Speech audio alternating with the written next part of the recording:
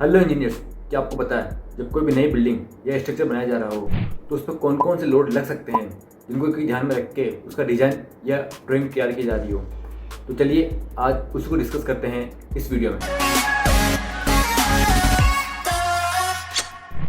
तो जो सबसे पहला लोड जो कि ध्यान में रखा था या जिसके अकॉर्डिंग डिज़ाइन की जाती है बिल्डिंग या स्ट्रक्चर, वो है डेड लोड। डेड लोड वो लोड होता है जो कि बिल्डिंग का खुद का लोड होता है या फिर वो एलिमेंट्स जो कि इमूवेबल हो आफ्टर कंस्ट्रक्शन। इसके कुछ एग्जांपल ये हैं: carpet, walls, tiles, marble, etc। अब सेकंड टाइप ऑफ लोड है वो है लाइव लोड। लाइव लोड यानी कि जो कि परमानेंट नहीं है, जो कि ओवर द टाइम चेंज होता रहता है। जैसे कि वहाँ पर रहने वाले लोग, पीपल्स हो गए, फर्नीचर हो गया, व्हीकल्स हो गए और अदर इक्विपमेंट जो कि चेंज होते रहते हैं उस बिल्डिंग में या स्ट्रक्चर पे, वो होते हैं लाइव लोड। अब हमारा जो अगला लोड है जिसके अकॉर्डिंग बिल्डिंग डिजाइन की जाती है वो काफ़ी मेन है और वो है wind load. Wind load geographical condition के साथ अकॉर्डिंग अलग अलग होती है हर जगह पे। विंड लोड वो लोड होता है जो कि बिल्डिंग के आउटर सरफेस पे लगता है और विंड लोड के अकॉर्डिंग बिल्डिंग डिजाइन करना बहुत ज़रूरी है, क्योंकि कई जगह ऐसी है जहाँ पे कि हमें बहुत तेज़ चलती है। अगर वहाँ पे हम इंजीनियरिंग टीम या डिजाइनिंग टीम में हल्का सा मिस्टेक कर दिया तो काफ़ी बड़ा बाउंडर हो सकता है बिल्डिंग के लिए। अगला जो लोड है वो है अर्थक्वेक लोड।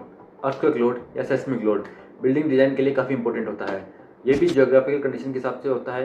जो भी लोकेशन भूकंप प्रभावित क्षेत्र के अंदर आती है उनमें काफ़ी प्रिकॉशन ली जाती है उस बिल्डिंग या स्ट्रक्चर को डिजाइन करने के लिए, ताकि वो इन फ्यूचर का कोई अर्थ लोड या अर्थक्वेक लोड आए तो उससे बचा जा सके।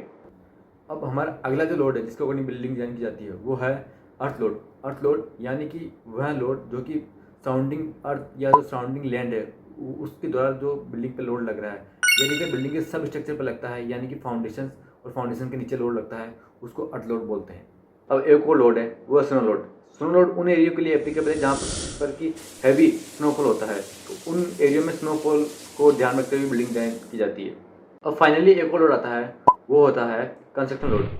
कंस्ट्रक्शन लोड वो लोड होता है जो कि ड्यूरिंग कंस्ट्रक्शन जो भी मटेरियल्स हो गया, कुछ इक्विपमेंट्स हो गए या कुछ मशीनरी जो कि बिल्डिंग पे काम कर रही हैं या स्ट्रक्चर पे काम कर रही है, उनके द्वारा लगने वाला फोर्स या लोड उसको ध्यान रखते हुए बिल्डिंग डिजाइन की जाती है।